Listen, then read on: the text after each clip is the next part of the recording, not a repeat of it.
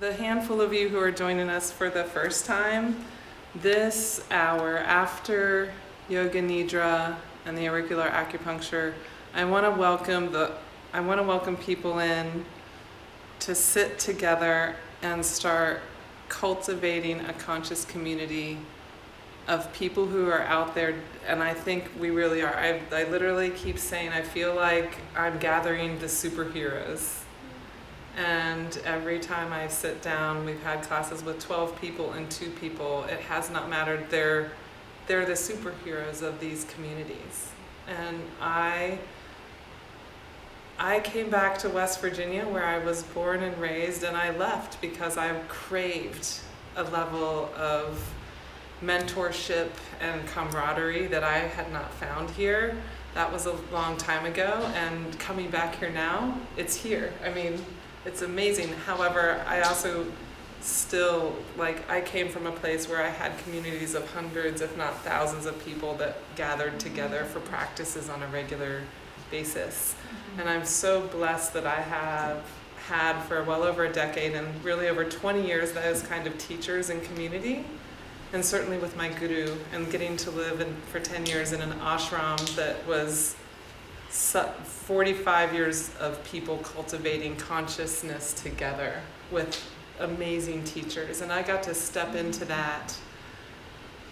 And there are no words to describe, just living around people who have lived, I mean, in this sense, many of them literally lived together 24/7. I mean, they all went away and had day jobs, and some of them got married and had kids, and others were in school, and others artists. But really, they came to a home, and either 60 plus of them lived full-time together, and hundreds lived within miles of that community, and came and studied and practiced and gardened and cooked and helped take care of each other's kids. And as I went back and forth to school, it was like having 60 aunts and uncles and cousins who were following me through my journey. And at the same time, I knew all of their lives. And that level of support, with everybody having one thing in common. I mean, we did have a teacher in common, but that teacher was a lighthouse for a thing that was beyond the teacher, and that was spiritual growth, living connected and conscious, and with total permission and support to make that a priority in our lives every day, to make living consciously and connected in our communities and with each other and doing our personal growth work a priority 24/7.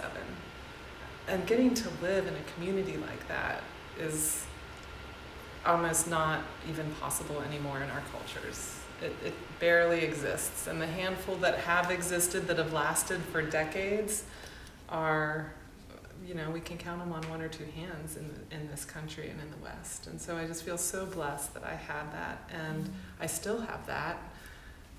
However, my heart was screaming for me to come back to West Virginia. And I was like, why would I do that? I have a living guru.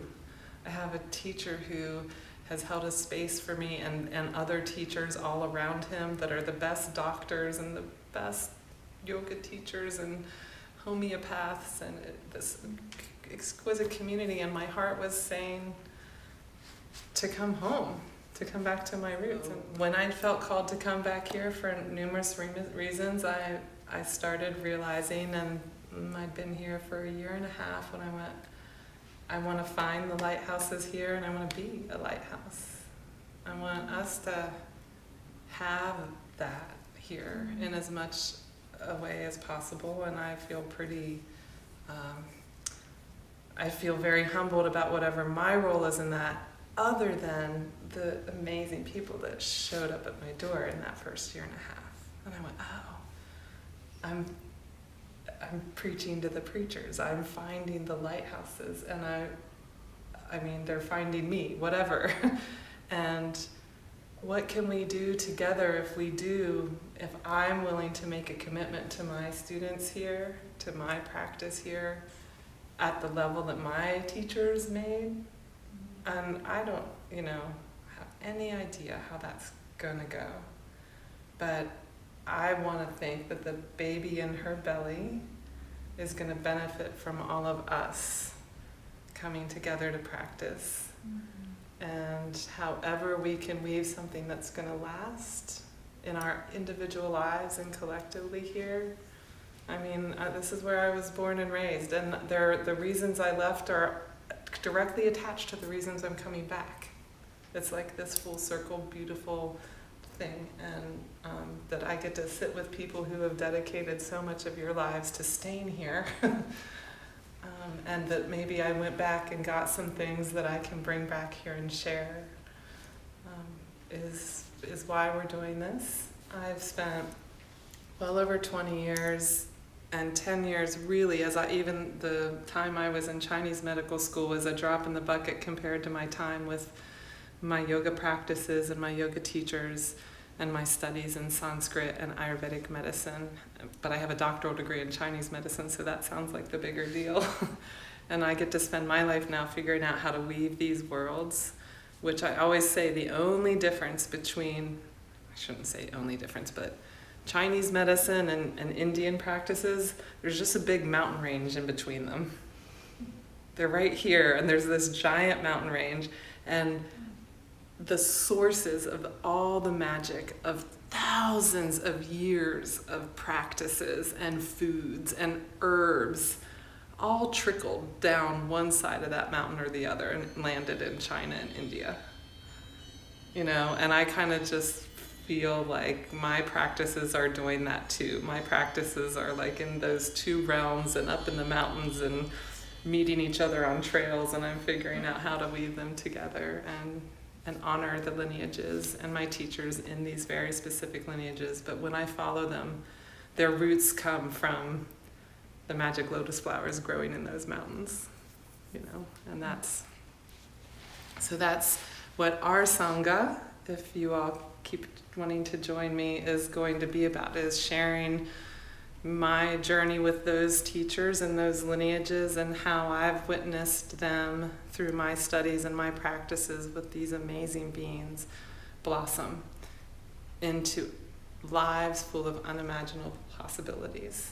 And I have thousands of stories, whether they are students that studied with my teacher or patients that I've experienced these amazing doctors work with. I've seen schizophrenic people go within an hour treatment from completely unable to have any type of eye contact and barely in their skin to sitting completely calm and having a beautiful conversation. You know, I've watched children on the autism spectrum with just the most amazing gentle body work, and the diet changes were the harder part, but 70-80% of reduction in symptoms in just a few months. You know, just people, I mean, one story after the other. Yoga Nidra, I've seen miracles come out of Yoga Nidra practices, people discovering things in their bodies and resolving them, some of them with medical diagnostics, cancers and tumors. You know, now, does all of this work that magically for everybody all the time? No, absolutely not. But the more you're around it, like I've gotten to steep myself in these practices 24/7 for so many years, that it's hard to not see how important it is and how sorely it's missing from our school systems and our healthcare systems, and really even most of our yoga classes, you know. So y'all are going to help us bring it to that deeper, more profound level, and I know you already are in your own practices, and I look forward to being a part of that, however and wherever I can. So this evening, this little time period is mostly going to be about all of us getting to know each other, me picking topics to share with you over time, you all picking topics for us to talk about and explore, and you know, we'll expand from there. We're going to start a yoga therapy school here in West Virginia. It's going to be an 800-hour yoga therapy program that's going to be really beautiful. Melissa's helping me set that up. Chase is going to help us create a yoga and Asian bodywork course that's going to offer CEUs to everybody from massage therapists to occupational therapists to nurses to social workers. That will be, like I was talking about the autism, right? I mean, I want to start introducing this type of bodywork into any type of practitioner's field that can benefit from it, because it has a place in every type of medical field, the bodywork parts of yoga and Asian medicine. So yeah, the school and the shorter classes, and we're looking at land. We're gonna try and find a place not just for the school, but for people to live full time or come and stay part time, and really try and live and practice what we preach 24/7, and have a place in this community that people can come to and see. Whether it's the kids coming on field trips to see our greenhouses and gardens and how you can actually grow all the food you need to eat to these classes eventually. So that is why I'm here. We'll see how it goes. It's up to you. And you?